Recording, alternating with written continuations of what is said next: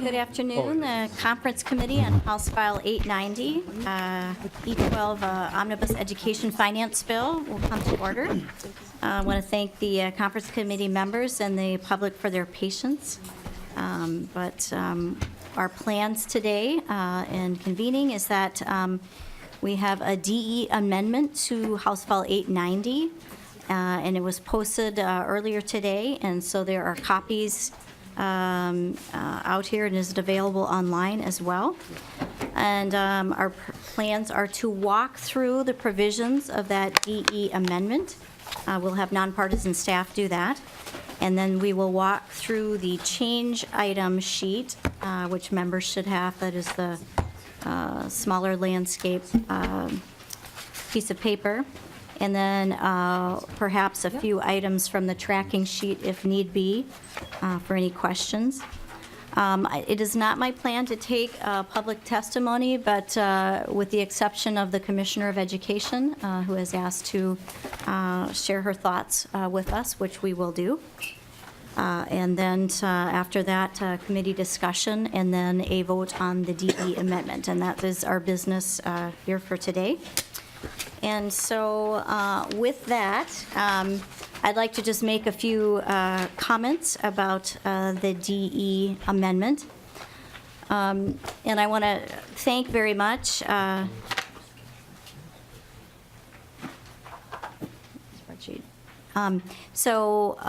just want to thank very much Senator Nelson and the Senate conferees, as well as the House conferees.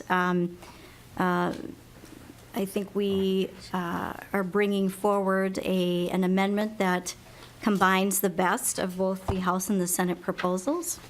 Our target is now just a little bit higher than House or Senate was. If you look at the sheet, when we get to that, is $303,533,000. So we're up a bit. And we shared many common priorities. I think the strongest one is obviously an increase to the education formula, and making sure that we could devote maximum dollars to that. And so the House has agreed that is our strongest priority. And so there is a 1.5% and 1.5% increase in the formula, with all of the various categories linked to that. And so combined, if you look at the amount that we're spending in this bill over base, this formula funding increase fully linked represents more than 90% of our joint target. So that shows you where our priorities have been placed. I also want to thank the Senate very much for continuing our commitment to proven early learning strategies to increase our early learning scholarships and directing those to Pathway 1 to empower parents to choose the best programs suited for their young children and the needs of their families. The House agreed to make permanent the conversion of voluntary pre-K to school readiness. And the current program participants will be held harmless. So for their current year funding for the voluntary pre-K, all of those dollars will be provided back to those school districts in full at 100%, both years of this biennium and into the tails. And they will have the flexibility offered through the school readiness program language with those dollars. So we're going to assure from this model that children that benefit the most from early learning programs of quality will be first in line to receive them. Our bill also provides nearly $5 million in mental health grants to our intermediate school districts. Again, this was a House provision, but I know the Senate agreed this was a high priority for serving, I think, some of our neediest children in these level 4 special education settings. And I'm very thankful that we were able to reach agreement on that, which is represented in this DE amendment. We continue to, on our efforts to recruit and train more teachers. The teacher licensure provisions have been set aside for now. They are a separate conference committee of Senator Pratt and Representative Erickson working on that. But the funding for that new teacher licensure structure is funded in this bill.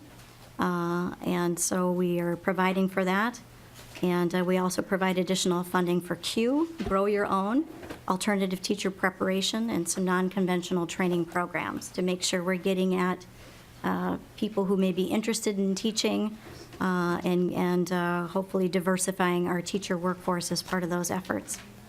Finally, I just wanted to thank the Senate with our thoughts and compromise represented in, again, the DE amendment for the language to repeal LIFO, to pass Aaron's Law to try to protect children from child sexual abuse, efforts to ensure our schools' water supplies are free of lead contamination for our children, and many, many other important priorities.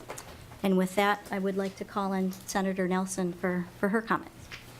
Thank you, Chair Loon. It's been a great time that we've invested in our state's really most important resource, which are our children and their educations. And Chair Loon listed really many of the highlights of the bill, and I'll just add maybe some overarching thoughts and themes to that. When we started, we talked about really 5 key elements that can really help ensure that all kids are prepared for tomorrow's jobs and workforce and sustainable jobs and careers.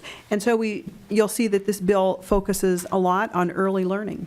And of course, we know that's important, that kids are ready for kindergarten when they get there. So you'll see significant investments there. You also will notice that we have focused on early literacy, and the literature and the data is replete that kids need to be reading well by the end of 3rd grade, and you will see early literacy provisions in this bill as well.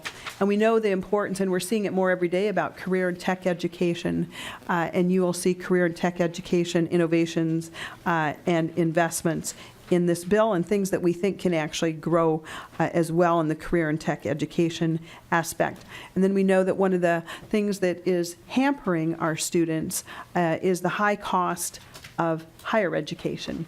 And we can address that in K-12 education by making sure that as many students as are able to participate in dual enrollment, things like PSEO, AB, IB, concurrent enrollment. And you will see important and strategic investments there. They not only pay great results in high school achievement, graduation rates, and GPAs, but also in college rates as well, and of course it helps lower that tuition. And then sprinkled throughout, you're going to see innovations where we are capturing today's innovative technologies to deliver learning in new ways, and sometimes things like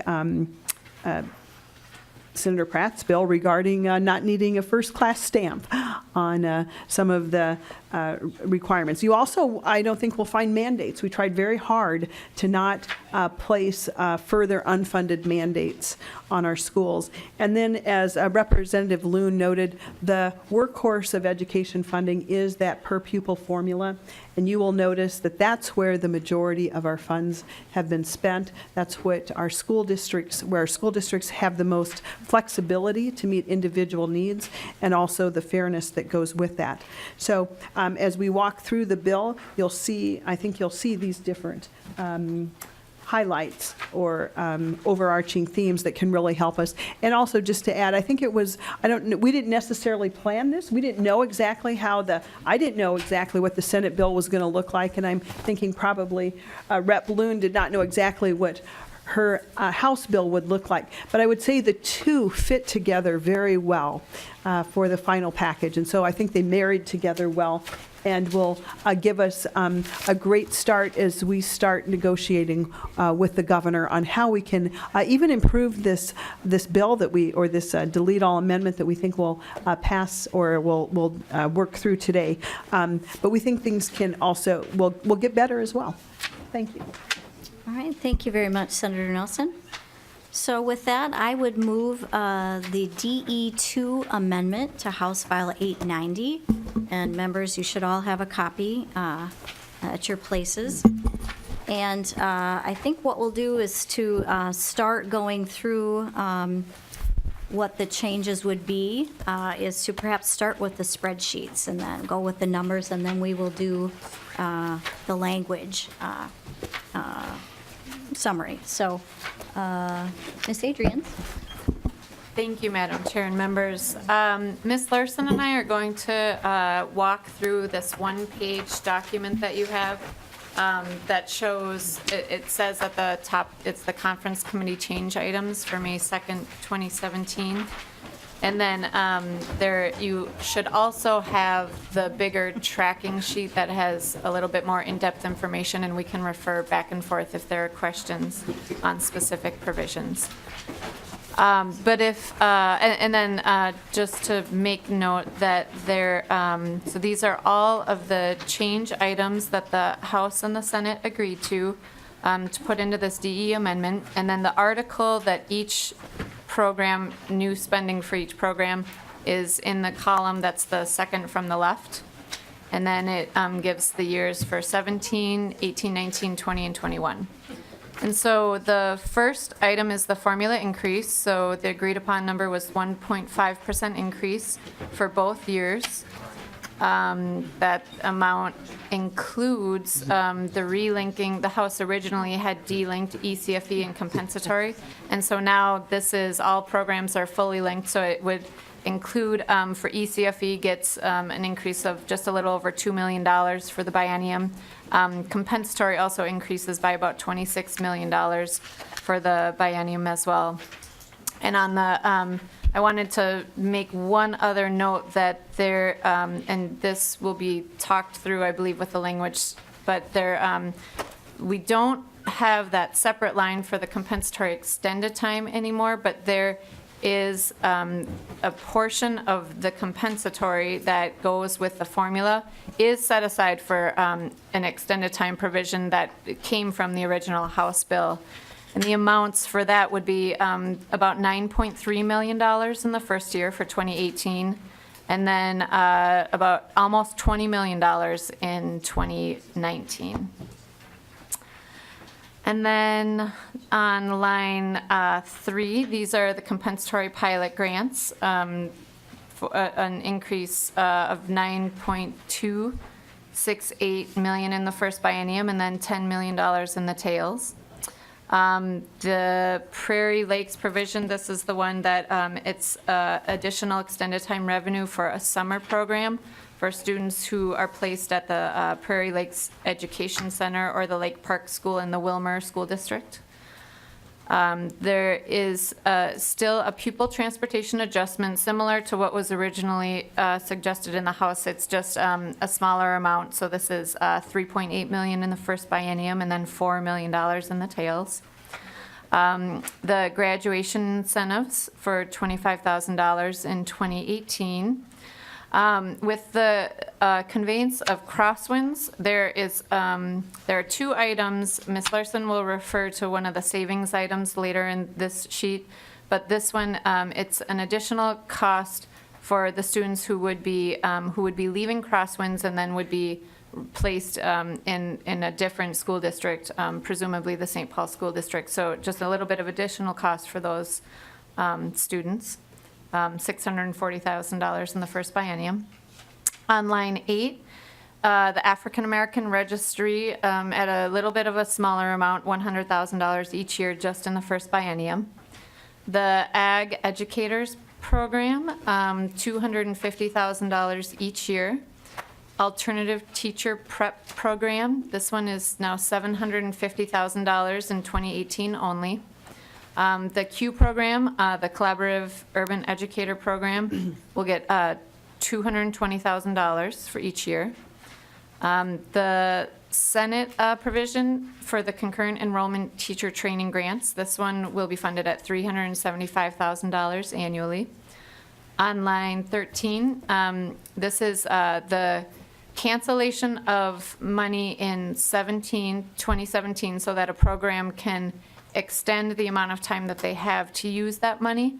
So for Education Innovation Partners, it's a cancellation of the funding in 2017 so that they can spend that same amount in 2018. On line 14, this was another Senate provision. It's the Foster Kids Educational Stability Program, and that will be funded at $1 million in 2018. The Grow Your Own Paraprofessional Program that I believe both bills carried, this will have $500,000 annually. The Intermediate School District Mental Health Grants, and this is just for the 18-19 biennium, just under $5 million. On line 17, the Math Corps program receives an increase of $250,000 annually. The Minnesota Center for the Book Program gets funding in the current biennium for $50,000 each year. This is the Minnesota Foundation for Student Organizations on line 19. This is additional funding, but only in the tails. So they will have $43,000 each year. On line 20, the museums and education centers receive an increase of $59,000. That will go, $50,000 of it will go to the Minnesota Children's Museum, the location in Rochester, and then an additional $9,000 for the Children's Museum overall. On line 21, the statewide regional partnership. This is a program that was previously referred to as the Northwest Partnership, and it will receive $375,000 each year. The Principals Academy will be funded at $50,000 each year. On line 23, this I believe was a Senate provision, and charter school lease aid to allow PSEO children to participate, and it's an increasing amount, but $367,000 in the first biennium, and then $443,000 in the second. Reading Corps receives an additional $500,000 each year in the first biennium, and then an additional $1.5 million each year in the tails. The Recovery Program grants receive an increase of $250,000 each year. Rock and Read was in the original House bill, and they will get $500,000 in 2018 for the program. On line 27, the Senate had a provision for rural career and technical education. The funding is $1.5 million each year in the first biennium, and then $3 million each year in the tails. Santa Foundation was a provision in the House bill, and this is $1 million in 2018. Another cancellation and reappropriation for the SMSU Special Ed Teacher Program. So $253,000 will be canceled and then reappropriated so that the program has more time to spend the funds. The AP-IB STEM grants, $250,000 each year. Starbase STEM program has a cancellation amount of $898,000 so that they can use that in the 18-19 biennium. The Teacher Shortage Loan Forgiveness Program, this was a House provision, and they, so the recommendation is to spend $500,000 in 2018. And then, Madam Chair, I think Ms. Larson is going to take it from there.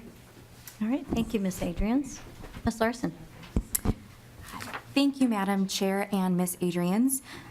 Continuing on to line 33, the max effort early repayment aid incentive is extended to the Kelleher School District. This was part of a package last session, and Kelleher ended up making the cutoff for repaying their bonds. However, they were not included in that original appropriation, so this would be extending that aid to the Kelleher School District at $150,000 per year. Line 34, the school readiness voluntary pre-K replacement, as Chair Loon mentioned, as part of the voluntary pre-K repeal. The districts currently receiving voluntary pre-kindergarten aid would be held harmless at the fiscal 2017 level, and instead they would be receiving school readiness dollars in the amount of their voluntary pre-K aid.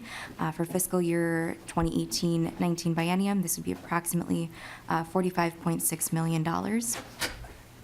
Line 35, the early learning scholarships would be increased by $19 million in the 18-19 biennium and $20 million in the tails. Line 36, the Parent-Child Home Program would be increased by $1.1 million per biennium. Line 37, this is the education partnerships. In the delete all amendment, the House and Senate agreed to the the tiered structure. So this would be Tier 1 for the Northside Achievement Zone and the St. Paul Promise neighborhood. They would each receive an additional $100,000 per year. On line 39, the education partnerships expansion for fiscal year 2018 and 2019, the Red Wing, Northfield, and St. Cloud Promise neighborhoods would be held harmless at the fiscal year 2017 level and receive approximately $160,000 apiece. Beginning in fiscal year 2020, that would become a competitive grant program open to all Promise neighborhoods. Line 40, the Perpich Arts Education Outreach would be an appropriation of $200,000 per year to expand arts education. Line 41, the Turnaround Arts Program would be an appropriation of $370,000 in fiscal year 2018 and 2019 only for the integration of arts into curriculum. Line 42 is the dyslexia specialist at the Department of Education for $123,000 per fiscal year. Line 43 is the teacher licensure increased appropriation of approximately $3.4 million in the 18-19 biennium and $1.6 million in the tails. The higher amount in the 18-19 biennium accounts for the IT structure that would need to be built to accommodate the tiered system. There's also additional administrative costs and the transfer from the Department of Education licensing staff over to the board, the new board. On line 44, the Minnesota State Academies would receive an operating adjustment of $400,000 per year. Line 45, the House and Senate agreed to close the Perpich Center. There would be some costs in fiscal year 2018 and 2019 associated with the sale of the property, as well as severance pay for employees in fiscal year 2019. And that would round out the spending in the delete all amendment. Down to line 50, there are some savings incorporated into the amendment. Line 50 is the voluntary pre-K repeal, as mentioned. This would be approximately $50.8 million for the 18-19 biennium. This does include the linked amounts. That would be for achievement and integration, aid, charter school lease aid, special education, long-term facilities maintenance, school nutrition programs, and an MDE administrative adjustment as well. Line 51, the civics education grants would not change in fiscal year 2018 and 2019, but they would be removed from the base in fiscal year 2020. So that would be a savings of $125,000 per year. Line 52, as Ms. Adrians mentioned earlier, the interdistrict desegregation transportation would be a reduction of $861,000 per year, and this is a savings associated with the closure of the Crosswind School. Line 53, the Race to Reduce Water Conservation Grants would receive the appropriation for fiscal year 2018. However, they would be taken out of the base, and this represents a savings of $307,000 per year beginning in fiscal year 2019. Line 54, the Star-Based STEM program, as Ms. Adrians mentioned earlier, this was a cancellation and reappropriation from fiscal year 2016 to 2018. As a result of that increased spending for fiscal year 2018, the program would not receive their fiscal year 2019 appropriation. However, because that appropriation is built into the base, they would continue to receive it in fiscal year 2020 and on. Line 55, the House and Senate agreed to reimbursing students for taking the ACT who were free and reduced price lunch students. This would be a savings of $1.5 million per year. Line 56 is a special education adjustment for programs that have closed. The cost would then not be carried forward into into incoming years because special education is partially based on prior year costs. the closed programs would then not be carried forward, and this was a recommendation from the Department of Education. This represents a savings, bless you, of $738,000 for the 18-19 biennium. Line 57, as a part of the Crosswinds closure, the building would be sold. That's estimated at approximately $10 million savings for fiscal year 2018 only. Line 58 is a Department of Education operating adjustment of $2.4 million per year. Line 59 is an operating adjustment associated with the closing of the Perpich School to begin closing out some of those costs.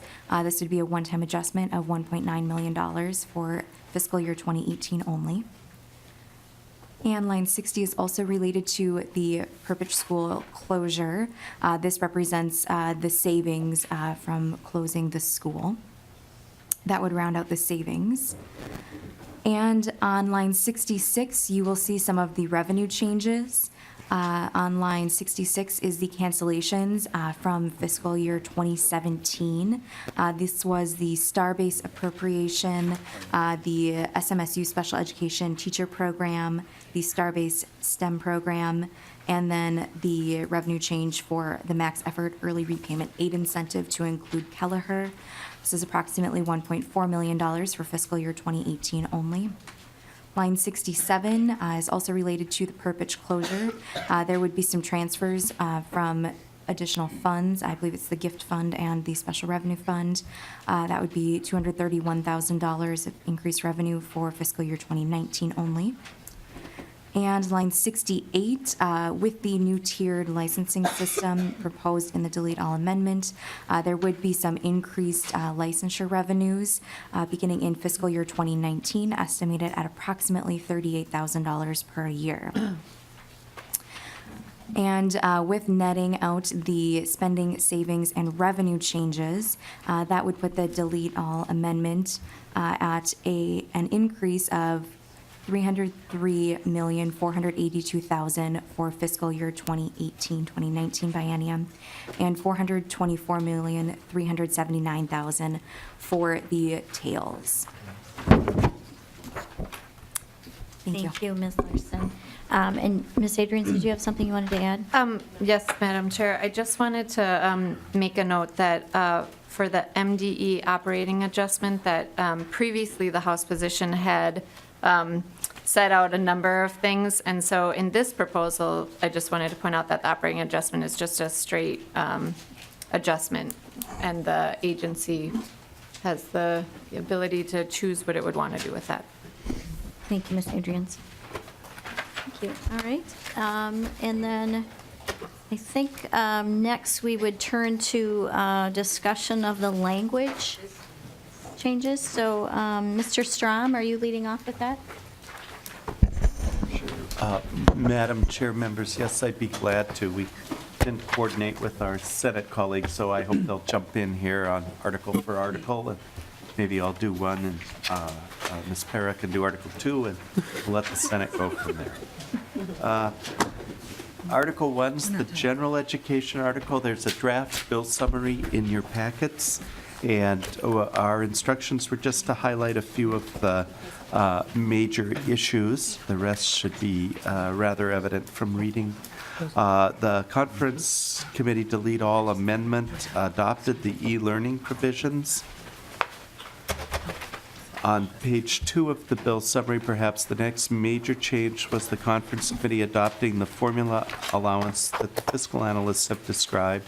That's a $91 per year increase for each year, so $91 over base the first year and $182 over the base the second year. That's a 1.5% increase.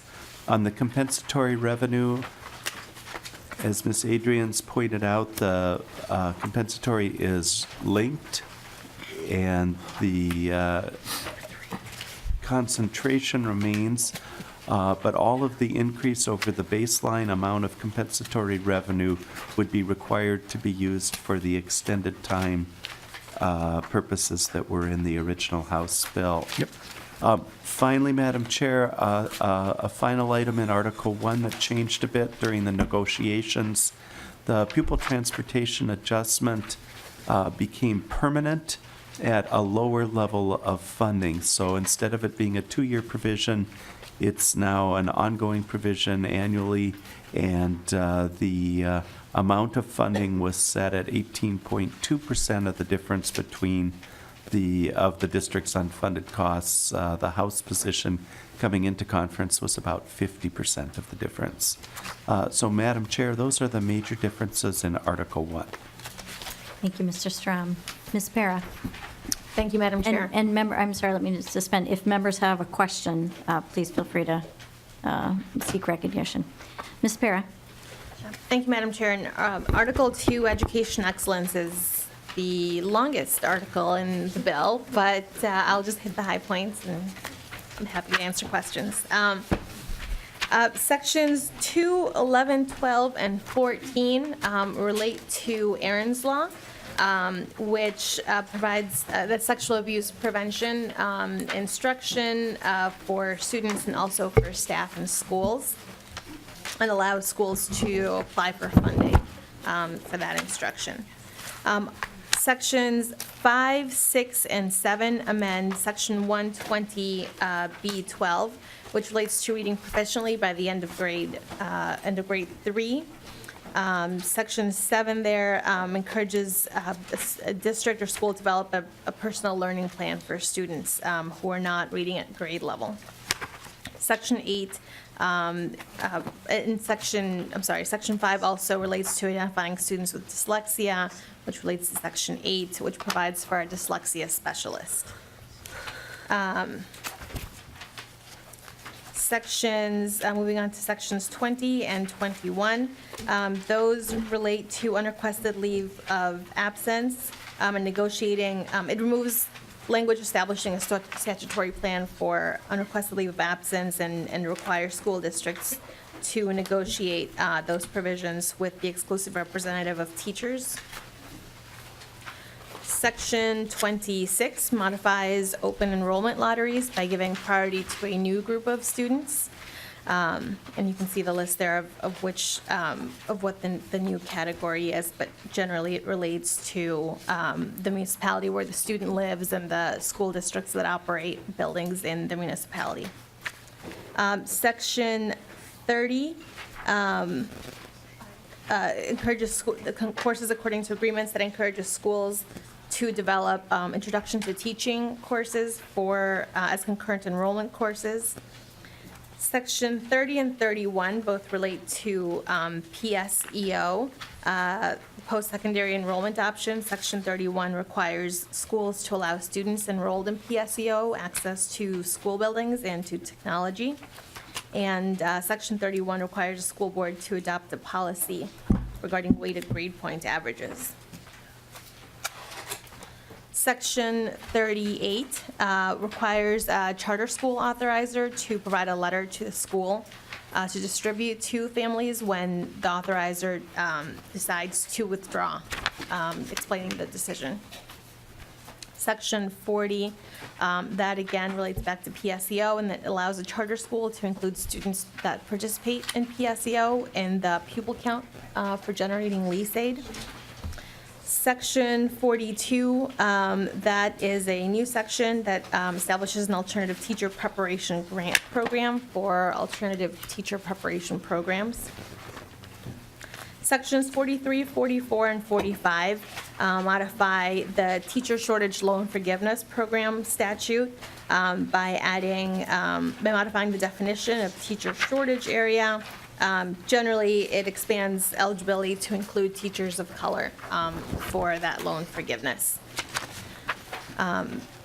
Section 46 expands the Northwest Regional Partnership Program. That was something the legislature passed last year to allow teachers to get the number of credits they need to teach courses at the high schools where high school students can obtain college credits.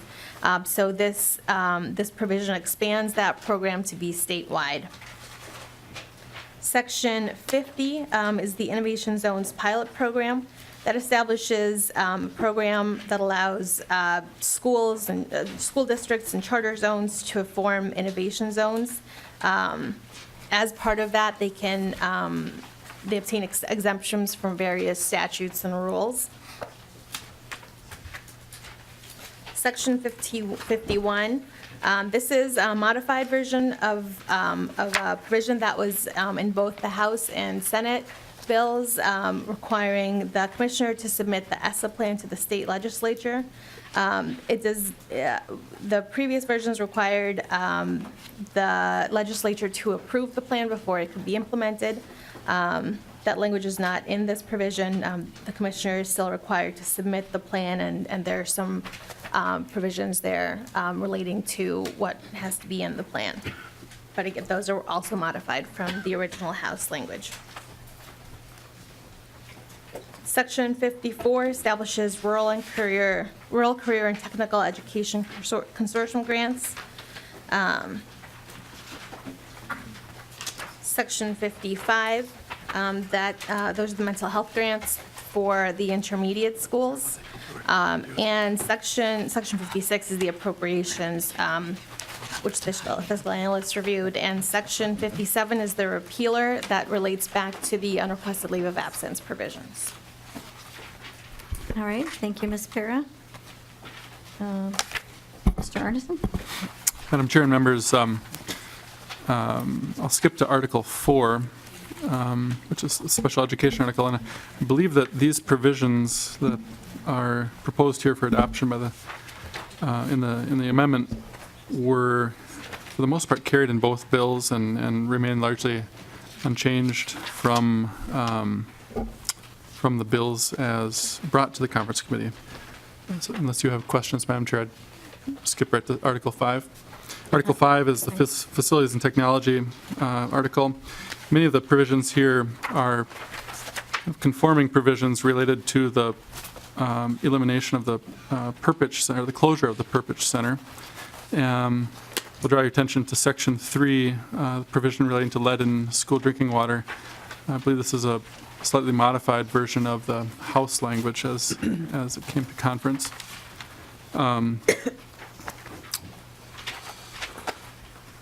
Again, many of the provisions here on page 14 relate to the Perpich closure. Skipping to page 15, section 15, disposition of the Crosswind School and the proceeds of sale. This is language that is largely consistent with the Senate language as it came to conference. The summary here hasn't yet been updated for the delete all draft. The amendment proposes to not appropriate the savings from this provision to TRA, but rather than make it generally available for other provisions proposed in the DE amendment. Section 17 is the primary section related to the Perpich Center closure. Section 19 is a combination of a few repealers from both bills. Paragraph A relates to the treatment of referendum revenue for attaching districts in the cases of voluntary or involuntary dissolutions. Paragraph B is a repealer related to the authority for the Perpich Center to operate the Crosswind School. And finally, paragraph C repeals rules and statutes related to the Perpich Center effective June 30, 2018. That would conclude Article 5. Thank you, Mr. Arneson. Articles 6 and 7 are both very short. You can fight for them, or? Madam Chair, I can gladly take them. I think the House more than made up their fair share with Article 2, so. Okay. I noticed everyone was rushing to take that one, too. All right. Article 6 is the nutrition article. And I believe every, sections 1 and 2 and 5 were virtually identical in both the House and Senate provisions, and sections 3 and 4 relate to the proposed repeal of the voluntary pre-kindergarten program in this DE amendment. Article 7, libraries, is a provision that would authorize the Division of Library Services at MDE to give advice to school district charter school libraries. This was a governor's provision that is proposed for adoption here. All right, thank you. And then, was there anything else under Article 7? That was it. All right. Article 8. Ms. Para, do you want to take that one? Thank you, Madam Chair. Article 8, several notable provisions that are not in Article 8, which is a difference from the House Article 8. There was an Office of Early Education and Development in the House bill. A number of provisions were related to that. Those are not in the delete all amendment. Most of the sections in Article 8 relate to the repeal of voluntary pre-kindergarten program. So you can see that in sections 1, 2, 3, 8, 9, and 12, of course, which is the repealer itself. Some of the other provisions relate to the early learning scholarships, including modifying the eligibility requirements and limiting the number of Pathway 2 scholarships to the number of scholarships is capped at the number granted in fiscal year 2017.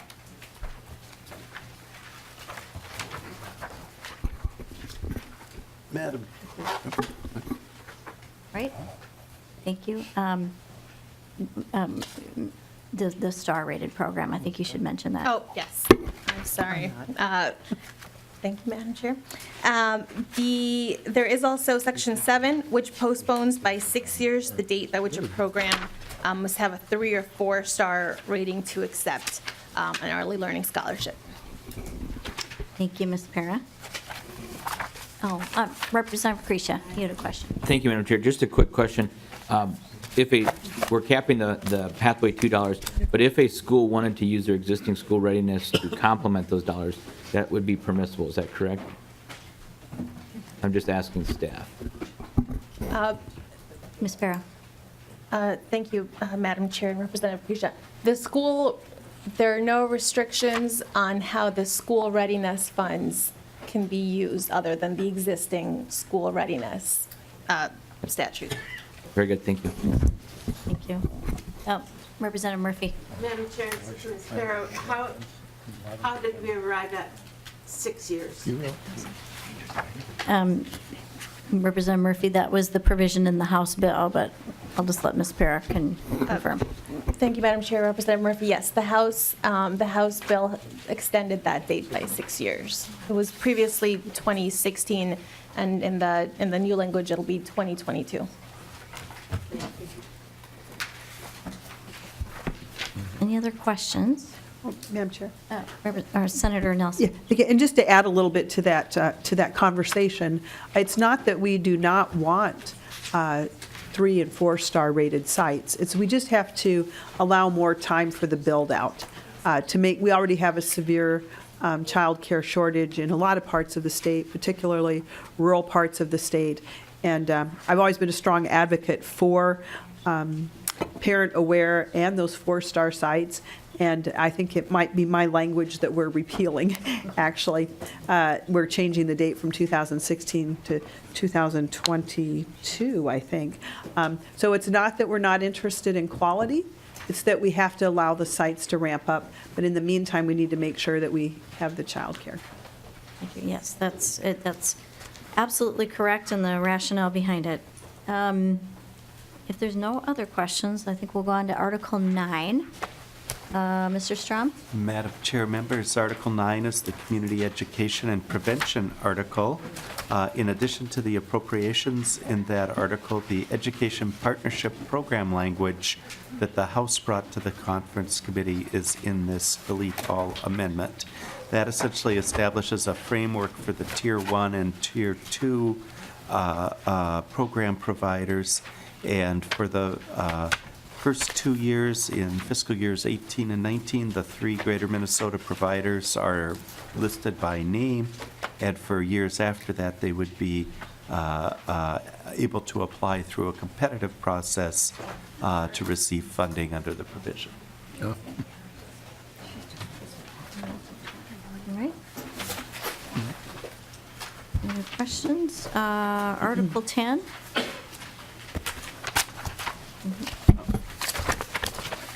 Madam Chair and members, Article 10 is self-sufficiency in the lifelong learning article. Section 1 relates to ABE, performance tracking measures, and I believe the remainder of the sections in this article relate to a general equivalency test, or more specifically allowing the commissioner to select a test in that style. So sections 2, 3, 4, 5, 7, and 8 all relate to that proposal. All right, thank you, Mr. Arneson. Who wants to take state agencies? Madam Chair, very Mr. quickly Starr. on state agencies, the House provision coming into conference committee was to put all of the teacher licensure and administrator fees into a account in the special revenue fund. That proposal was adopted but delayed for 2 years, so that account would be created beginning in the next biennium, and from that period forward, the fees would go into the account and the boards would be funded out of that account. The appropriations section, when the fiscal analyst spoke, explained, I think, fairly well where those appropriations are at, and there's more detail on the tracking worksheet about that as well. I'm sure they'd be happy to answer any questions about the specific levels of any of those appropriations. And finally, Madam Chair, Article 12 is the forecast adjustment article, which was the same in both bills. And then one last word, the bill summary is a draft. This is the first time our Senate friends have gotten to see it since we put it together. So there are some lines that need to be clarified, so members should rely on the language in the bill and not in the bill summary for what's accurate. All right, thank you to all of the nonpartisan staff for all of your hard work and for explaining it to the conference committee and to the public who's with us and listening today. Any other questions from committee members at this time?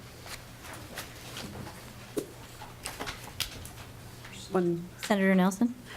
I thought Rep. Murphy was going to have a question, but I wasn't sure there. So I just wanted to make one note, which is that that has to do with the Grow Your Own. We somehow missed that in our bill. So going forward, I just want to make sure that as we proceed, we do the language, paragraph C on R86, 77.21 and through .26. And just to add some comment to that, part of that Grow Your Own, of course, is to encourage dual enrollment and concurrent enrollment, but particularly to develop the teacher preparation courses. So it goes right along with our, one, we have a teacher shortage, but also, of course, trying to encourage more teachers of color as well.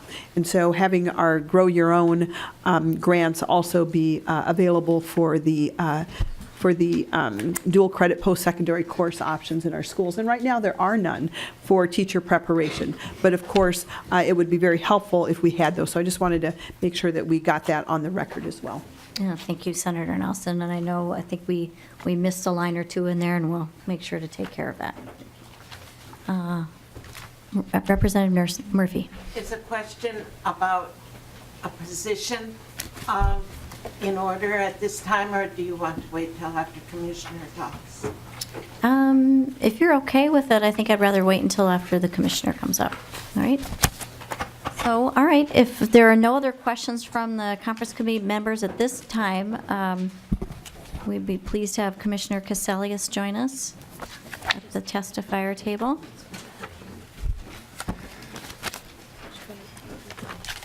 Welcome, Commissioner. Thank you, Representative Loon, Chair Loon, and Senator Nelson and members. Thank you so much for allowing me to come before you again. I've been in front of the committee several times talking about the funding of our schools and the fact that the target that we have was inadequate to meet the needs and demands of the schools. I know many of you agree with me on that.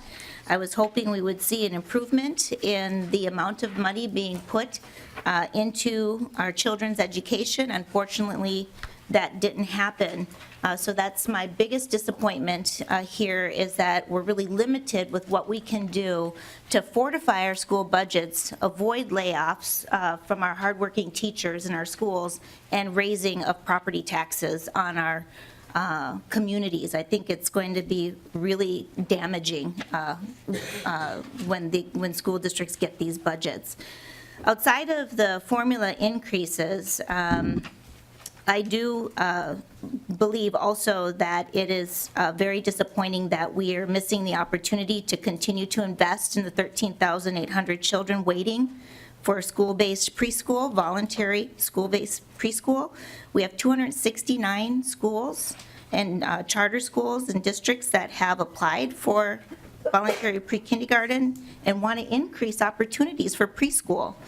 We don't argue, anyone at this table, that preschool is important. And I'm disappointed to see that we don't invest in the capacity of our schools being able to build opportunities and link our programs and our standards from preschool all the way through grade 12 in our school districts, and trust our teachers to do a good job with our earliest learners. So that's quite disappointing, as well as the freezing of Pathway 2. I know that there was an elimination of that Pathway 2, but the freezing of it, if we put any additional money into scholarships, restricts us then from giving any of that money to our schools, when we have 821 kids waiting for scholarships right now, which would take about $12 million over the biennium, and 13,800 kids waiting for our school-based preschool programs. I think that that's imbalanced right now, and we don't even anticipate we're going to have a waiting list this fall for scholarships. So I just want to make sure that you know that when you're making these decisions and where we should be putting our money to reach the neediest children. Also, I think we missed an opportunity to fortify our school budgets with special ed and the unfunded costs from both the federal side and the state side around special ed costs, which we know are rising, and take money from the general fund.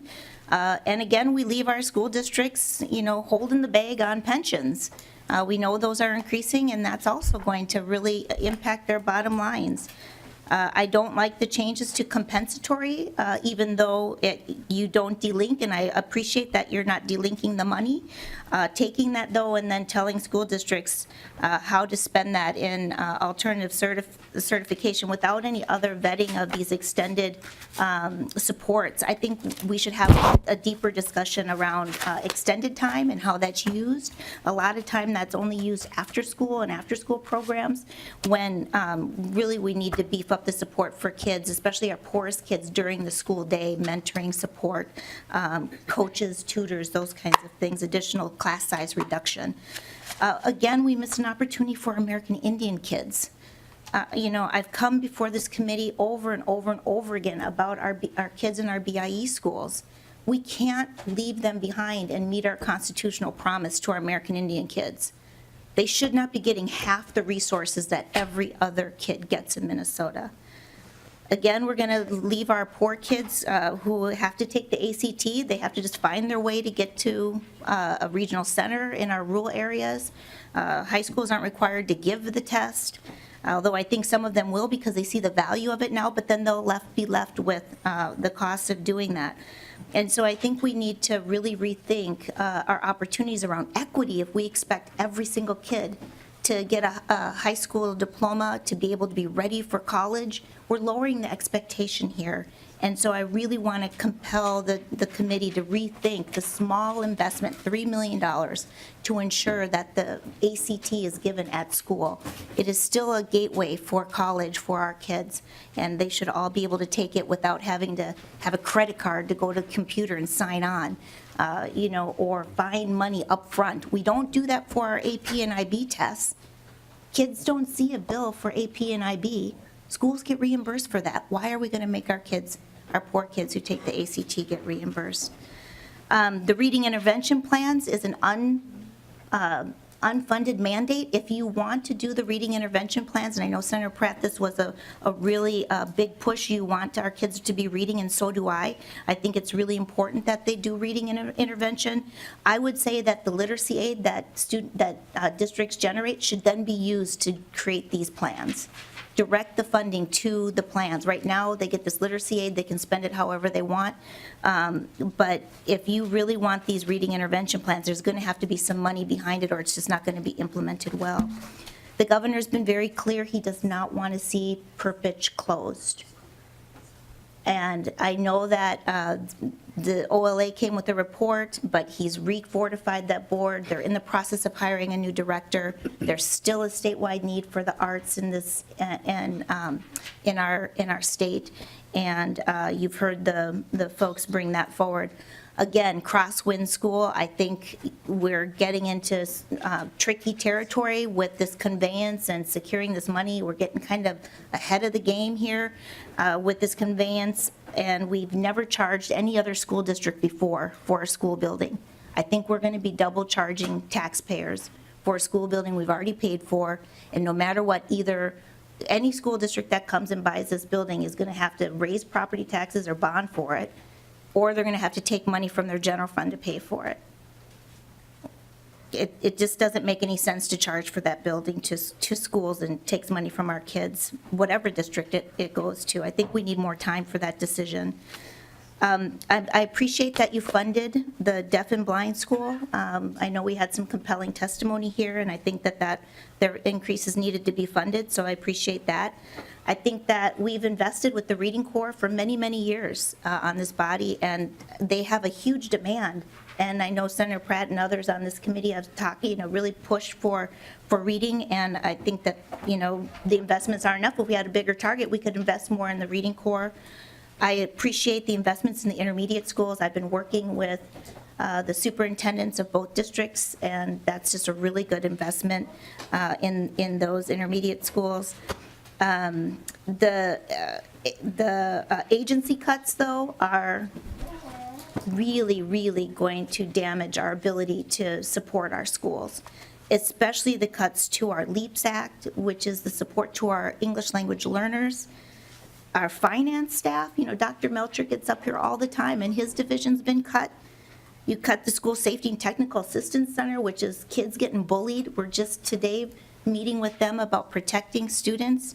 And Commissioner, I just wanted to correct, because all of those specified areas for reductions were removed from the bill, so. they're not in the reflective on the spreadsheet that I got.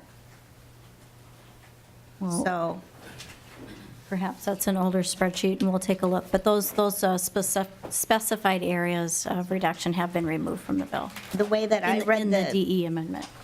Okay, and the 4.8 million, has that been restored too? No, the Overall operating budget cut?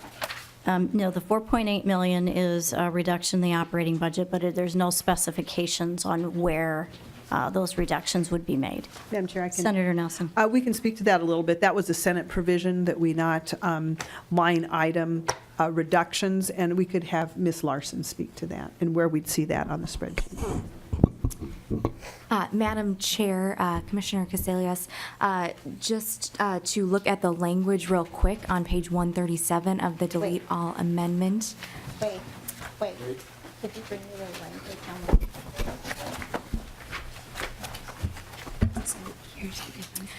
So if you look at page 137 of the delete everything amendment, in prior years, there were riders on the Department of Education's budget for school finance, LEAPS, and regional centers and the Safety Tech Center. Those riders have been removed. It would be up to the discretion of the Department of Education where they would like to make the $2.447 million in cuts. So the delete all amendment does not specify where those cuts need to come from. It would just remove those riders. As a result, it may have been the Senate spreadsheet that you were looking at because there are no riders on the bill for those line items. Those totals were rolled into the base, so that funding is still there. They're just not shown as line items, if that helps. Okay, so I will relook. I'm looking at a spreadsheet that I received on 331, and then there's one at 433. So I'll look at those, but whether it's 6 million, which would have been really devastating, or 4.89 million, it's still incredibly devastating to the agency to take those kinds of cuts on top of the cuts that we have to make 15 FTEs because of the contracts that were settled here by this body, and increases in staff salaries and benefits. And so we are going to see cuts of just 15 if we don't even get the base FTEs. And then add on top of that $4.89 million. It's just too much. We will not be able to sustain that and provide good services. And I hope that my colleagues, superintendents and school boards will get up here and talk about the past 6 years and the value that we bring to them with our regional centers out to our rural schools around implementation of standards, about professional development for teachers, support in our business center, auditing our schools. We put out a $9 billion budget every year, and to the nickel. And thank goodness for Dr. Melcher and other professionals at the agency who do this work for our schools. And so I can't say enough how important this is. And I don't think I've ever gotten up here and really talked this much about my agency and how much I appreciate the professionals there and value their work. And I hope that my colleagues will get up here and echo that as well. And then just finally, I want to talk to a few policy, and I will sit down because I'll have plenty of time to talk with you in further negotiations. But I want to just, for the record, talk a little bit about ESSA. I appreciate Representative Erickson taking out the approval and the submission. We also agreed to do 2 hearings to this body before submission of that. It's our intent to work collaboratively with this body. There's just one very specific policy on subdivision 3. It says that the academic indicator is the indicators has to be an academic indicator. By federal law, we need to have a 5th indicator of school quality that's non-academic. So just to comply with federal law, we have to have both academic and non-academic indicators. So that's just a big policy change that would need to change. So I'll leave my comments at that and take any questions that you have now for that, and then I'll review the agency changes from the 1 hour of the one bill tracking that I got to the next. Thank you, Commissioner. Senator Nelson. Thank you, Commissioner. Just some clarification on the scholarships. I might have misunderstood you. I'm not sure that I heard you right, but the Pathway 2s are not, those are the scholarships that go to a site, are not eliminated in this bill. However, the new additional dollars do not go to Pathway 2s. They go to Pathway 1, which is where the parent determines that best setting. But I thought I heard you say that Pathway 2s could not be used at school sites, and I do not believe that's correct. I think we had further clarification of that earlier. So the Pathway 1s could be used at a school site if the parents chose to. So I just wanted to make sure the record accurately reflected that, and I might have misunderstood you. Yeah. Senator Nelson, I think what I was saying, Madam Chair, thank you. I think what I was saying is that Pathway 2s, they don't just go to schools, by the way. There are 122 private child care providers that get it, and I think 122 Head Starts or something like that. And so there are both school, there's Head Start, there's private, and there's actually 7 family caregivers who have Pathway 2 scholarships. So I'm happy that they will get those replaced, that they'll still be able to be grandfathered into the program, the way that I read it. But I think that it's problematic without having voluntary preschool, that we wouldn't have, outside of additional money to school readiness, any way to invest in high-quality voluntary pre-kindergarten for students in the future. So that's what I was referring to. Madam Chair. Senator So Nelson. just to clarify, though, so of all the sites that currently have Pathway $2, all of those sites are able to take Pathway 1 or Parent Choice if the parent so chooses. Right. I just wanted to clarify. Thank you. Also, Commissioner. one thing that we should talk, Madam Chair, Representative Nelson, one thing we should talk about then, as we've also, I've been notified by my team that we've already done the awards for 17 and 18. So because we were on a 2-year cycle on those. So I just wanted, we'll just have to talk about how that impacts future funding. Representative Krisha. Thank you, Madam Chair, and thank you, Commissioner. Could you just walk me through so I understand? You mentioned the 13,800 students. Yeah. What does that comprise of? Is that the whole universe of preschoolers? I wish. Yeah, so, Madam Chair, Representative Krisha, what it is we had 269 school districts and charters who applied for pre-kindergarten, voluntary pre-kindergarten, and within that, they're asking, there's 13,800 slots that they're asking to fill with students. And that's in every county. So we would have voluntary pre-kindergarten in every single county if we were able to fund those. Representative Krisha. thank you, Madam Chair. So just, so that's 269 students, that's the total of those 269 districts And charters. and charters. So, but that's 13,800 kids in totality. It's not necessarily 13,800 kids that could be disadvantaged or at need. We don't know that. Is that correct? Commissioner. Madam Chair, Representative Krisha, we know that 9,100 of them are from rural Minnesota, and they're 44% poverty. We know that there are 500 from Minneapolis and St. Paul. There are like 3,600 that are suburban, and I think there are, I want to say, like 167 slots that are charter. I don't know my charter number exactly.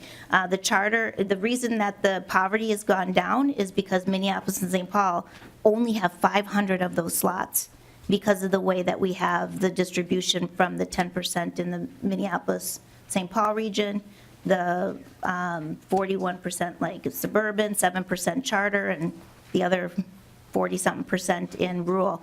But the big number that you should know is that 9,100 of those new slots, of that 13,800, are the rural schools asking for it. And when I talked to Fred Nolan, he said that this has been on their legislative agenda, having pre-kindergarten.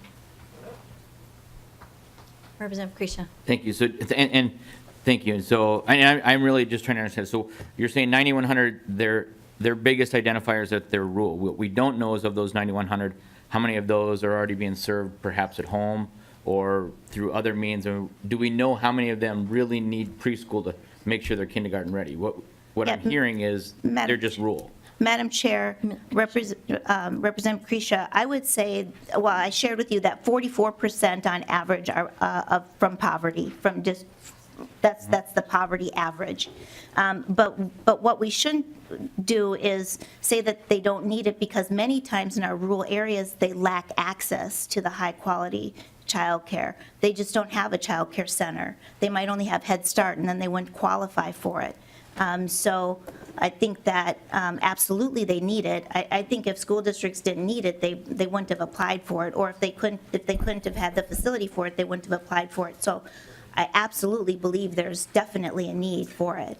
And, just about half of the kids that are going in rural are of high poverty.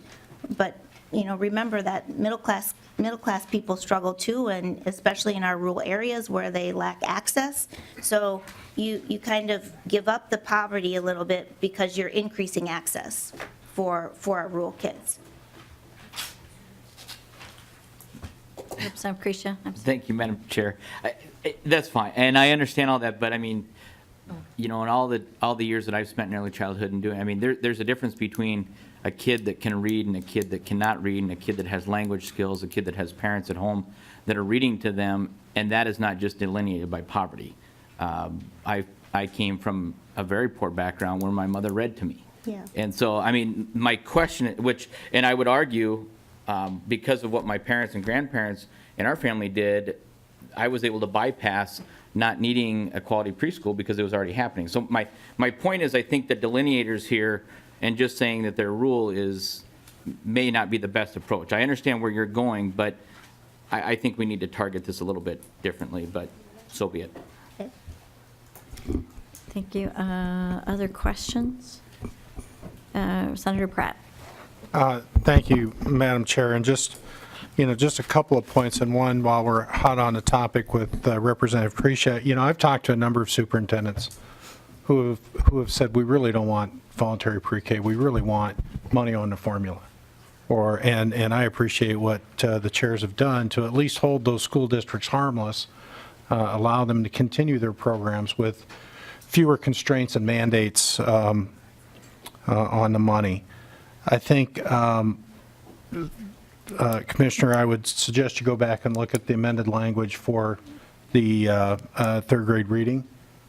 We worked very hard to listen to stakeholders and make it so it's not a mandate. And so I hope you'll relook at that language, and I'm happy to talk if you've still got any concerns.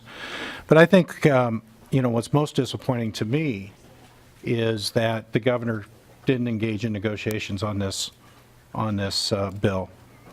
He originally called for three-way targets to be finished by last Friday, and we ended up with joint targets. The House and Senate were able to get together. But no one from the governor's office really had the authority to start negotiating budget targets. If I recall, when we asked you, you said you were a resource. No. Madam Chair, Commissioner? Senator Pratt, that is not the right characterization. One, I've been before this body testifying on what the governor's priorities were countless times. I have also had my staff meeting with your staff on language, and I've met with all the chairs multiple times. You have my cell number. I have been available. And to say that we haven't been negotiating these bills and all the policy is just not accurate, Senator Pratt. And I'm not saying that it's an unfunded mandate in a negative way. I'm not saying that the reading plans aren't important. And my staff worked with you on it, so I don't have any problem with the policy language. What I'm saying is that we have a big amount of money called literacy aid that just goes to school districts, and it's not directed to anything. But we have a lot that we're asking them to do around district literacy plans. We're asking them to ensure kids are reading by third grade. We're asking them to meet with parents. We're asking them now to develop these plans. That takes a lot of time, a lot of teacher time. And we can't pretend that it doesn't take time to develop those plans if they're going to be meaningful. So if there's going to be plans, then let's fund it. And if it's not going to be new money because we don't have a good enough target, well, then let's make sure then that the money that we have addressed for literacy is actually spent on literacy. That's why I brought that up. Senator Pratt. Well, thank you, Madam Chair. And again, I would suggest you go back and just have your staff relook at the amended language in the DE, because I believe we've taken it away from a mandate. But I will say, and Commissioner, your staff has been, you and your staff have been very helpful in talking through a number of the policy issues. I think, again, my frustration when we talk about the money and we talk about a 1.5% increase, that the governor hasn't been engaged on the budget side of the ledger. Right. And I think that's where it's frustrating, where now we have joint targets where, in all honesty, the governor had suggested by April 28th, and the legislature was open to having three-way targets by then. Madam Chair, Senator Commissioner. Pratt, with all respect, the governor came with $713 million for education. He gave his target. He said what he wanted to get to. And we got $300 million here. It's woefully inadequate for what needs to happen for our kids and for our teachers. And I don't even know how to get the target higher and negotiate that higher when both bodies are coming with $300 million. Where is the other, just to do the 2%? And I heard great commitment from both chairs and all the body that we should do we should do 2%. That's $371 million. So how do you even get to 371 to do the 2%, which everybody was committed to doing? And we're still at 300. So what's to negotiate if we can't even get to the 2% we're all agreeing on? So I think that we need a bigger target from both caucuses and both bodies, and the governor will meet you at the higher target because he's put out a $7 and $13 million target for education. And I think that's where he's at. And hopefully the leadership will get together and come up with a bigger target for our kids, because we're all depending on it. We're all getting older. And our demographics are shifting much faster, and we know who's stuck in the achievement gap, and we're not doing anything about that in this bill. And I know that my language is strong, and I apologize for that ahead of time, but I just really feel compelled to tell this body that we have got to do better for our kids than what we're doing in this bill. Well, Senator Pratt? thank you, Madam Chair and Commissioner, and I can appreciate that. And I've been through a couple of budget cycles where you have Senate targets, House targets. Everybody seems to come together somewhere in the middle. We haven't had that from the governor. We had the governor's proposal, but we haven't had the governor really come in and set that third target. And in fact, he said so in the media that he's not going to engage until at least the House and Senate get together. And I think that's unfortunate, because we probably could have come together had we, had someone at the governor's office been there working on a compromise target. Now, I'm pleased to see that Senator Nelson and Representative Loon were able to come up from the House target and meet and somewhat exceed what the Senate target was before. But to say that the governor put out a dollar amount and that was it, it's never worked like that in the two previous budget cycles that I've been at. He's stated so in the media, and I'm just saying we're extending this timeline, and we're going through all these. If there are things that are that important to the governor, then he should have been at the table working on the budget side of it. Like I say, I appreciate you working on the policy, but just to say that he's put out his budget proposal and that's his target and he's not moving from it, we could come up with $350 million. Is the governor going to come down from 700 then, if what you're saying is true? No, all we need to do is put out a higher target and he'll meet us. I guess. I don't want to belabor the point, Commissioner.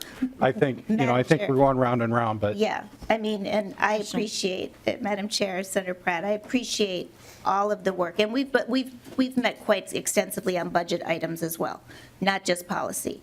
So we have negotiated on those things as well. Maybe if the leaders can get together and come to the middle. I mean, that's a bigger increase than 300 million, but nobody in either body has come to the governor with a middle proposal. I don't think for sure not on education. So, and I'm not sure where they're at on all the other bills, but I can't, I'll leave that for him to talk. I think we'll just continue to go back and forth, and we have different opinions on that. Senator Nelson? Thank you, Madam Chair. And Commissioner, your staff has worked well Thank you. with the Senate and me and my staff, and I want to thank you for that. I do want to add that I am a bit disappointed that we did not get those three-way targets. Certainly, I think we would be in a better place now if we had. But the point is, we are where we are today, and the Senate and the House we do have a joint target. We're thankful that we were able to increase the target from either the House or the midpoint target, and even a little bit above what our Senate target was. But I do look forward to working with the governor, and I do think our bills will get better. Yeah. I do want to also note that I think it's a real success in Minnesota that there is such talk and great public awareness and knowledge that what happens before kids get to kindergarten is very important. And so I think that's something, while there's going to be some tussle back and forth as we work these things out, I do think we need to stand up and say, you know what, it's great that Minnesota is known as a state across this nation that is very innovative in how it, one, makes sure that 4-year-olds receive high-quality preschool, whether it be at home or down the street at a family childcare, or if it's in a church facility or a nonprofit childcare or a for-profit childcare. We have a lot of options in Minnesota. And the good news is that we realize as a state, by and large, that kids need to be ready for kindergarten when they get there. So I think we should celebrate that. Yep. And I think the governor has done a lot to make that to make that as a platform. Going forward, though, however, I hope we also realize that the Minnesota model of early learning is truly being touted across the nation, and it's that mixed delivery model where we don't have just voluntary pre-K as part of the K-12 system, a 14th grade, but what we're having, what works in Minnesota and what is really being touted across the nation is that model where we are targeting resources on kids that are most at need who wouldn't get that high quality preschool otherwise. And we are giving parents choice about where's the best way to receive that high quality preschool. And it could be Head Start, and it could be in the public schools. It could be at the daycare. It could be at a family child care. So I think it's important as we go forward that we celebrate our successes and then we continue to work and move towards what's working, which is really, as I said, our Minnesota model of early learning. And it's nationally known. It's being touted nationwide. And I hope that as we move forward, we continue with that highly successful model. And I want to make sure that as we talk about voluntary pre-K, we're realizing that there are other avenues as well.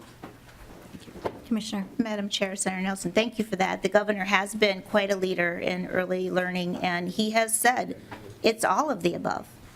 It's all of the above. And he has demonstrated that in his budgets, the past 6 budgets. And so, yep. So, Madam Chair. Senator Nelson. So, and just a final comment on that. I think you are so right about that. But I worry that your comments about the numbers of students who were waiting for VPK was like that was their only choice. And so my comments are to indicate that there are many choices, not just one. So we have to look at those numbers in a holistic sense, not just that it's just they're all waiting for VPK. There could be other options too. Thank you. Madam Chair, Senator Nelson, that is true. And if, the Senate and the House want to come with $175 million to cover the students who are waiting, then we can figure out how that distribution happens, school-based and otherwise. You have already money in the bill for scholarships. Thank you. Did we, Representative Murphy, did you have a question you wanted to ask now? Not yet, okay. Representative Krisha, do you have another question? I do. Thank you, Madam Chair. And thank you, Commissioner. I was just listening, and I want to set the policy aside for a second. I mean, there isn't anybody here that hasn't championed good education initiatives. And I appreciate the governor. He has stood up, and he has certainly been a champion for education, as well as many people in the House and the Senate. I just want to make sure I clarify a couple remarks that I heard. So one of the things was, and I don't know if it was intended how I heard it, but you said if we were to come to a number of 2 and 2, the governor, because of where he started, he would meet us there. So are you suggesting that if we did get to 360 or 365, the governor would say, yeah, that number works? Commissioner. Well, Madam Chair, Representative Krisha, it takes $371 million to do 2 and 2. So I'll say 371. I could do that. And I'm not able to negotiate for the governor without agreed upon targets on the whole scheme of all of his bills. And I know that he wants to do 2 and 2, but I think that would be a starting place to get the 2 and 2. And then everything else, he's got $40 million on special ed. He's got $68 million on the pensions. He's got $175 million on preschool. I know there's stuff you want to do in the bill, so I would say that the target has to be much higher. I was saying, Senator Pratt said halfway. Halfway between 713 and 300 is not 371. So, Madam Chair. Representative Krisha. So just to follow up, and I think this is where the public gets frustrated. I mean, from those comments, what the suggestion is the governor has started way high, knowing that he's going to come down, but yet painting the legislature in a box saying, oh, you started too low, you don't care about kids, but hopefully it'll come up. And what we really haven't gotten to is what is the need and what is the number that's acceptable. In fact, what we're hearing is, I have the better position, and I'm not saying you, I'm saying this as an I position statement, but we'll just come out really high and at some point we'll work down. But that's what I'm hearing. No, what you're hearing is what the real need is. 713 million is the real need. We have really 13,800 kids really waiting for preschool. We have schools depending on that money. We really need 371 million. We need 683 million to deal with the special ed cross subsidy, but we've only asked for 40. We really do need 68 million to deal with the pensions. This is not made up numbers. We came with a really slim budget. We don't have a lot of small projects that we are funding in the governor's budget. We are funding the core workings of the school district so they don't have to make cuts, raise class sizes, and raise property taxes. So there's nothing in the governor's budget that's fluff. It is really, the majority of his budget is real kids waiting, real teachers needing relief, pension relief, and school districts not needing to hold that, and real investments in the cross subsidy. Growing special ed costs are huge. Honestly, we came with just a few things this year because we need those core budgets fortified. They really need it. They really do. Representative Creasy? If we were to put the next dollar in, should it go to the agency's 4.9 shortfall or to schools? Commissioner? I always say every dollar should go to children. No. And I don't think that's a fair question in a $1.6 billion surplus. No further questions, Madam Chair. Other questions? Commissioner, I have just a couple, and I want to thank you. I really do want to thank you. You've been here, I think, for almost all of our committee hearings. You've been an active participant. We have had a number of meetings. Your staff has been great, giving us, poor Mr. Uni, last he was here, we sent him off with a pretty long list of things, information-wise, that we requested, and he's been getting them back to us. So I do appreciate that very much, and our rapport, and what I believe is friendship as well. So thank you for that. And our commitment to Minnesota's children. I just, a couple of things I want to ask about, and I think there is no doubt in my mind that all of our collectively, but I'm speaking you and I here specifically, our commitment to doing the best we can for Minnesota's children is deep and strong. Yep. And we share that. And talking about the achievement gap and concerns about this bill doing nothing about the achievement gap. And, I think what concerns me, and I'm going to talk specifically about the VPK versus the approach we're taking in the bill, is I almost think it's the opposite. I mean, we have a difference here between, as a mixed delivery system that Senator Nelson very eloquently talked about, of really serving the poorest, neediest, highest risk children through that mixed delivery versus a school-based voluntary pre-K program that is not exclusively devoted to those poor children and highest risks. Now, I do know with the current program, I think it was about, this is a figure from a while back that I saw when you had testified earlier this year, about 78% of the children would fall into that category. But the proposed expansion in the governor's budget to, I think, 269 different school districts and sites, when you suss out all the numbers, about 54% of those children would be from those poor families. And so we would be investing a lot of money into children that wouldn't fall into necessarily that high-risk, high-need category. And I think that is where kind of the nugget of my concern is. Mr. Uni sent some information over to Senator Nelson and I today about, I have been asking about how many of the children currently served in the current sites and the VPK, those 74 school districts and some charters, were not being served before in a program. And from the information I received from him, 54 of those districts served more 4-year-olds than they did the year before. So some of them aren't serving more. And 14 of those did not serve any more children than they did the year before they got the VPK money. And again, I won't go through all the details of what he sent, but, a significant portion of those sites, 49 of them, reduced contributions they received from other funding sources and replaced that with the VPK money. So we just swapped out money that schools were already expending in early childhood for this new VPK money. And I think that's what troubles me most of all.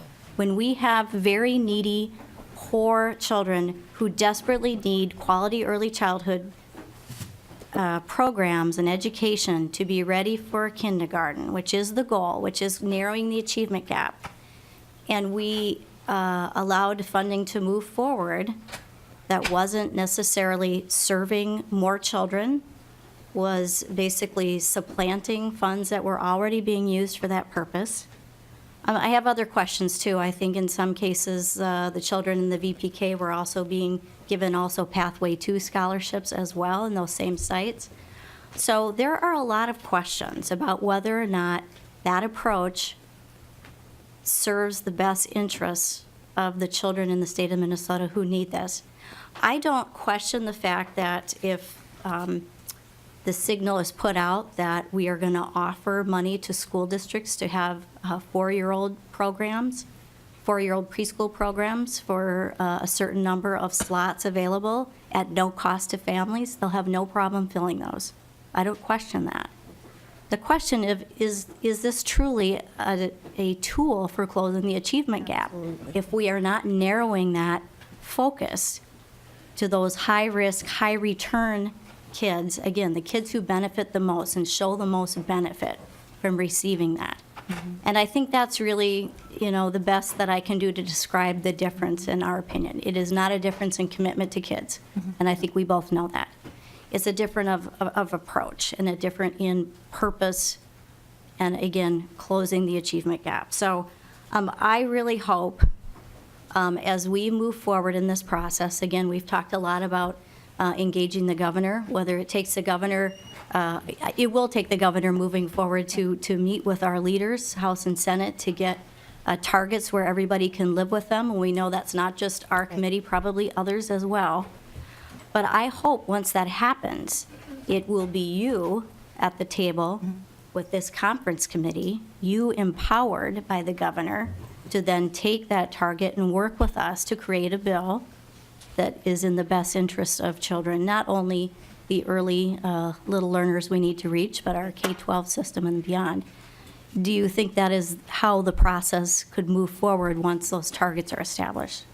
Madam Chair, that's my understanding, is that as soon as there are targets, we will be able to negotiate with the chairs and get these bills to the governor in a way that we can all move forward and it's in the best interest with what we have. I think the biggest issue is getting a healthier target so that we can do some things that are going to help our kids and help our teachers and schools. Thank you. Other questions? Could I just make one comment, yes, Madam Chair, on the VPK? I just want to clarify that it has been a mixed delivery system that the governor supported over all of these years. And there is a real need out there for school-based. It is high quality. And the reason that the poverty isn't there, and I was trying to explain this to Representative Creech, is because 9,100 of the kids, it's rural poverty. That's not the same as concentrated urban poverty. And so just so you understand the difference in why the poverty levels are a little bit different this year than they were in previous years. And then Minneapolis and St. Paul didn't ask for as much expansion. So if there were ways that you wanted to target the VPK, that would just be the swipe of a pen to say that we're going to not distribute these out to rural communities or out to the suburban communities that are wealthier. They're going to first go to kids that are in poverty. And that's one way you could solve this. And then we could take care of all the waiting lists on Head Start. We could take care of all of the waiting lists for our poor kids. And we could fund schools based just on poor kids. But if they offer a program, then all kids could come. But the poor kids were the ones who'd get the scholarship or the VPK funding. Well, thank you, Commissioner. I think, I'm encouraged by that discussion about kind of refocusing, if we would, on those poorest children, because I think, the discussion on access in the rural areas is an issue, but it's not the same issue. I think there's an axis of maybe a lack of access to childcare or preschool, and then there's an achievement gap issue, and those are two separate things, two important things, but they're not always the same thing. So I'm gonna ask you one last question on this, and I'm asking it a little bit different way. If, and I think we would enjoy this, if we could sit down and with Senator Nelson and you and I guess we could have the whole conference committee there if we wish, but if we could sit down and negotiate a bill and a target for education that you were satisfied with, could you take that to the governor and he would approve that so we could just get this process started and complete it? Is that something we could do? Madam Chair, I don't know how you guys could, it's a lot of money you're going to have to come up with. I mean, I don't know, you're going to have to lessen money in the tax bill and lessen money on all the other things. I mean, it's just, I don't know, you have to find the money to put into education on your two houses. And I can't sit there and say, oh yeah, I don't know all these other bills and where you're going to find the money.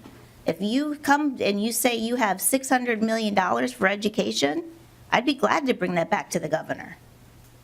I'd be glad to bring back, any amount that you guys want to bring back to him, but I'm not the governor. I can't make those decisions, and I don't think you can make those decisions for your leadership either, I don't think. So there's all these other provisions and all these other bills, DHS bill and all the other things. I just don't have the authority to do that, but I sure hope that there's a bigger target that's talked about in education and in the other areas. Senator Nelson. Thank you, Madam Chair. Well, Commissioner, having visited with you and Representative Loon and knowing, I think the three of us could actually put together that bill that would be great for all Minnesota kids and education. But we do have some work to do within our own groups as well. But certainly, I think there's no doubt that there's a great support here to make sure that we have great schools. Yeah. And we cannot forget to focus on the outcomes and the student achievement. So while dollars are necessary, it always worries me when all of our discussion is just around dollars. Mm-hmm. Kids do not succeed based upon the number of dollars that are there. They succeed based upon what happens. And are they reading on grade level? Are they getting the basic math that they need? Are they doing algebra by 8th grade? So it's very important that we always focus on the students, we focus on their outcomes.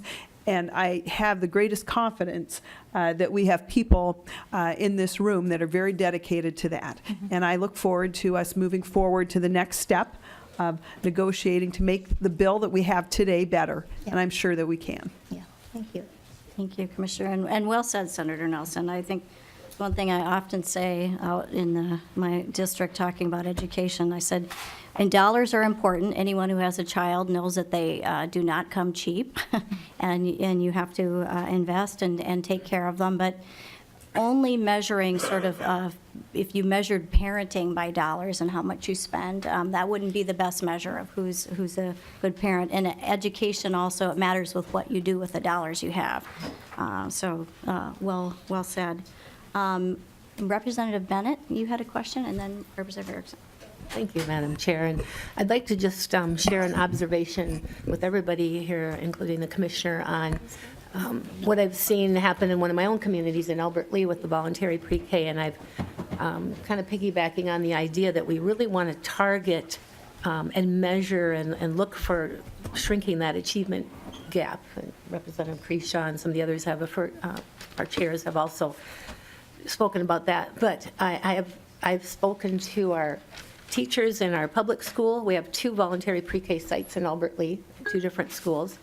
I've spoken to those teachers, or some of them, excuse me, and our superintendent. I've also gone out and spoken to some of our quality early childhood programs that are outside of the school district. We have 2 parent-aware, 4-star rated programs in Albert Lee, in addition to other programs that are also affected.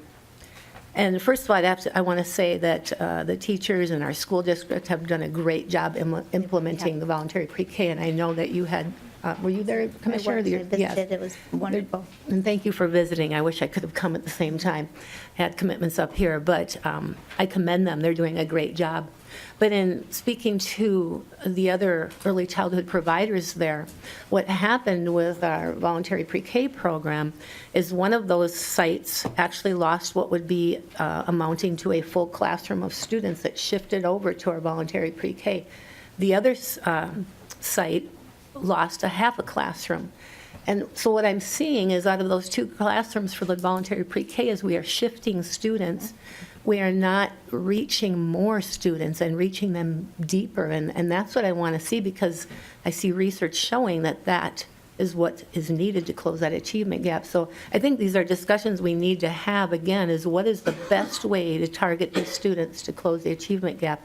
I appreciate that our commissioner and our governor and our chairs and everybody on this committee has that in sight. And I'm really confident that we can come upon an agreement that's going to work for our kids, because I know we all have that in mind is what's best for our kids. So thank you, everybody, for your work, but I do want us to look at these things and make sure that we're really getting to those kids that need it.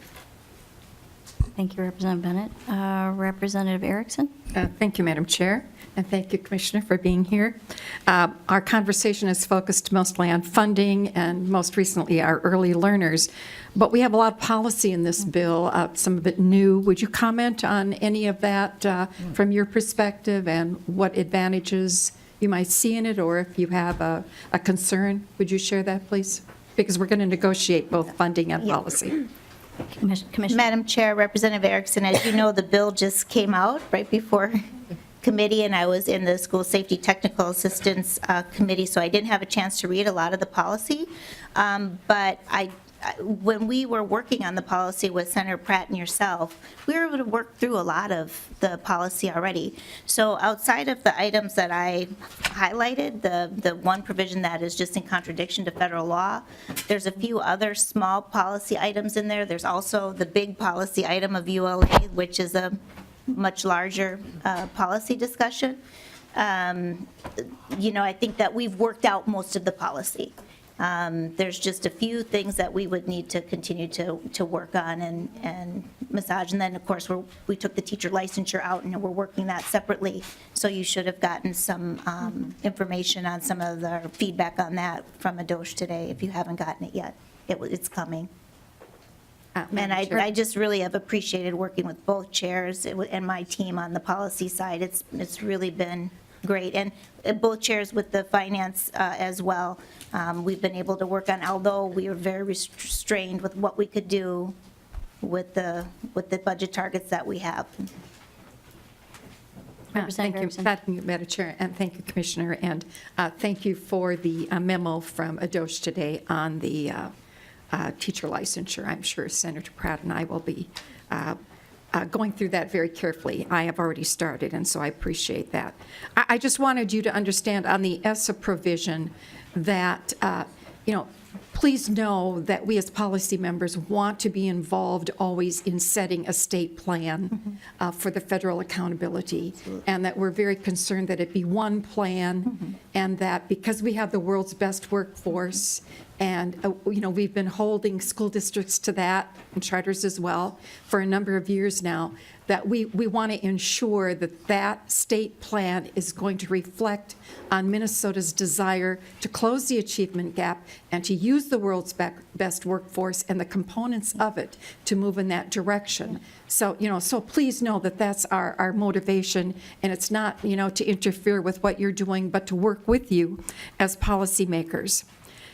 In regard to LIFO, I think that we want you to understand how important it is to us that always we have the best qualified teachers, the greatest teachers in our classroom, and when it comes to a school district having to do layoffs, that we are seeing, and we just experienced that somewhat in Minneapolis, that we're losing some of those newer teachers, younger teachers, teachers of color, American Indian teachers, and we want to hold on to that. So we hope that you and the governor will consider very carefully this very modest LIFO provision that we have in the bill.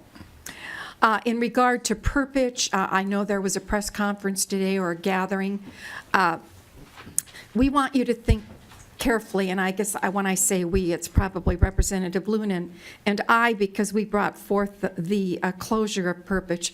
But we want you to think very carefully and convey to the governor how important it is that if we're going to have a Center for Arts Education in Minnesota, it has to compete at the same level that the top arts high schools, for example, are in the nation, and we're not finding that. Absolutely. And there is grave concern on my part, and I won't speak for Representative Loon on this, that we have failed as a small agency, and I guess it's not under the legislature, so I'll say you, because Perpich Center for the Arts Education is a small agency.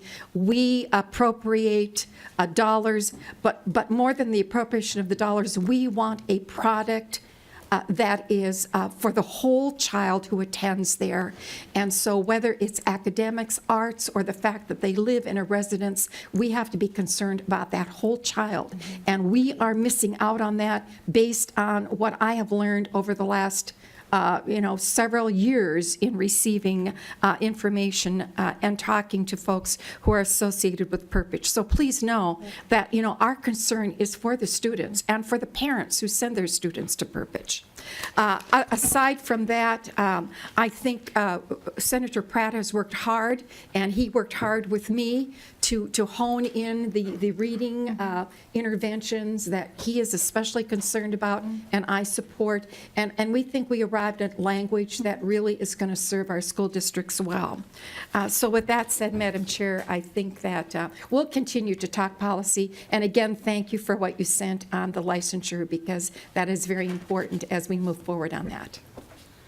Commissioner. Madam Chair, Representative Erickson, I feel your urgency and your passion around Perpich. As you know, it is an independent agency from the department, so we have no authority. They have a board that is appointed. The governor has restructured that board. They are in the process of hiring a new leader for the school, and I think that they have some really talented candidates. I know that a few former or current superintendents have told me that they've applied for it, and they're outstanding candidates. I don't know if they've selected anybody yet. So I have a lot of goodwill that I think that the school is going to get back on its feet. So and hopefully you all will give them the chance to do that. Thank you. Other final questions or comments for the commissioner? Senator Uyghur. Yes, thank you, Madam Chair. I didn't have a question of the commissioner other than I agree with everything she said. But just a couple of comments. We have less than 500 hours, and you have accomplished what you needed to do, and I appreciate all the effort that you as the chairs have done to reach a consensus. This will pass as an amendment. I think there's a lot of work to do yet for the reasons that the commissioner said, but, there's going from 300 million to 303, that is some progress, but we do need to make more. And I know that you want more, and I would assume that will unfold over the next several days. It has to. And, we're committed to that. So I see that, the big issue, with the formula yet. Early education, we all want students ready for K, and we have different perspectives on it. I like a mixed delivery system, and I support scholarships, but I strongly support the voluntary pre-K4, and parents do as well. And you'll find that parents will move to districts that offer that type of a program, just as they did for kindergarten. And I appreciate that you did the study where you got some information as to the amount of students that have been impacted by the new program. Well, I would suspect that some school districts were just cross-subsidizing to make that available because of the heavy demand for 4-year-olds, just as they did for kindergarten when they didn't have full funding, because parents were moving out of the district, so districts probably just found a steady, reliable funding stream. So, let's get the formula up. I know we'll try. That's a higher level, as we know, but I'm reasonably optimistic it'll happen. Let's work out a reasonable compromise on the early educational opportunities.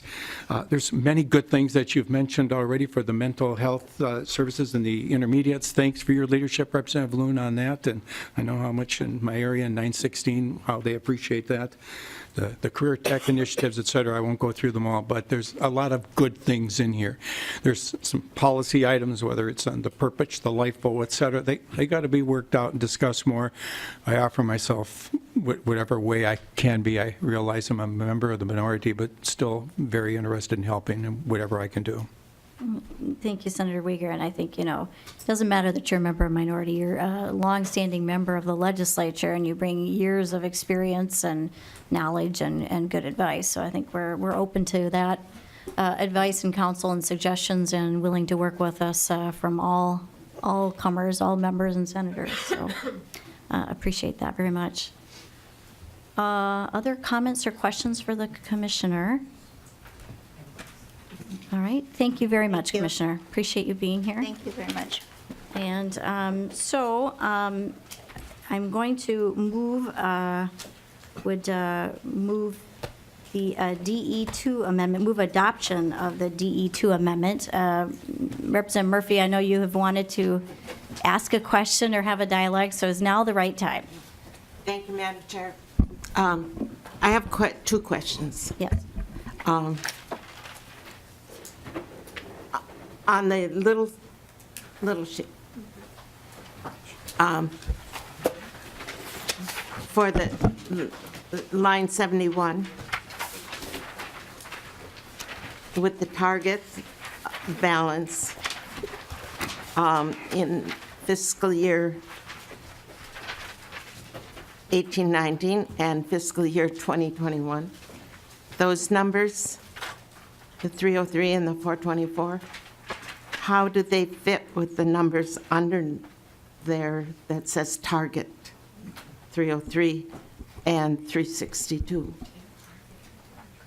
Thank you, Representative Murphy. I will have our fiscal analyst, Ms. Adrians, address that. Well, Madam Chair and Representative Murphy, in the tails, they don't.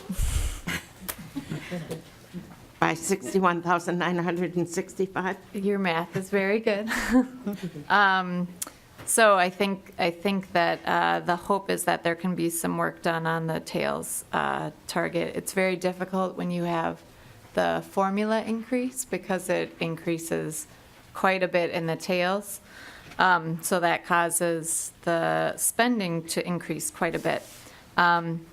And then in terms of the target, we're just about right on. It's nice sometimes not to be too exact just because numbers change a bit from time to time, depending on just as we finesse the language and get everything much more accurate. So we feel pretty right on with the 18-19 target. Okay. And I appreciate that, and I just thought I would like to bring that up. But my second question, Madam Chair, is Representative Murphy. question for Senator Nelson. And I guess I'm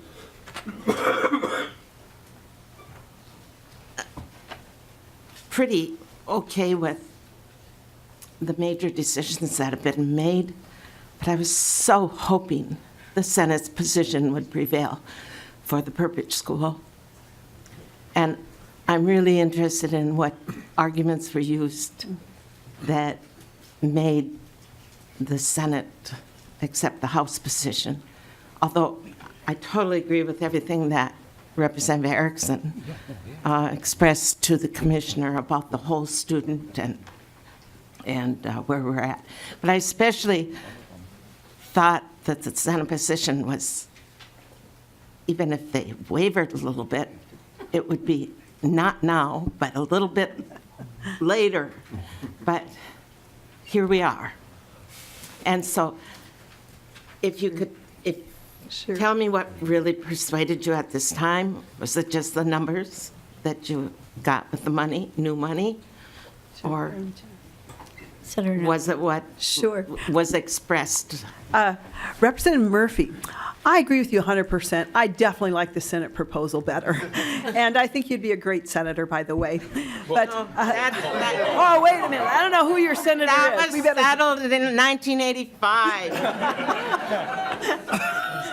Pardon me, Madam Chair. I'm not exactly sure who your senator is, so I better be careful of that. But I do appreciate your support of the Senate position. And as in all things, you have to negotiate. And let me just say, there was one thing, and this kind of gets to your first question too, and about the tails and such. There was one item that the Senate would not negotiate on. We refused to move backwards on our per pupil formula increase. We don't think 1.5 is enough, but that's what we've got, working with the numbers that we had. And we refused. That was a line in the sand. The Senate would not move backwards on that position. So you can kind of use all of those things as you look at the tails and the Purpose Center and all of that. But just know that that was the Senate line in the sand. We were not going to move backwards on that formula. And so some other things had to change a bit. Thank you. Thank you, Madam Chair.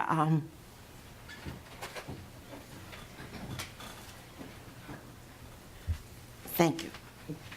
Thank you, Representative Murphy. Seeing no other comments, I would renew my motion and move adoption of the DE2 amendment to House File 890. All in favor, please say aye. Aye. Those opposed? No. Right. The DE amendment has been adopted.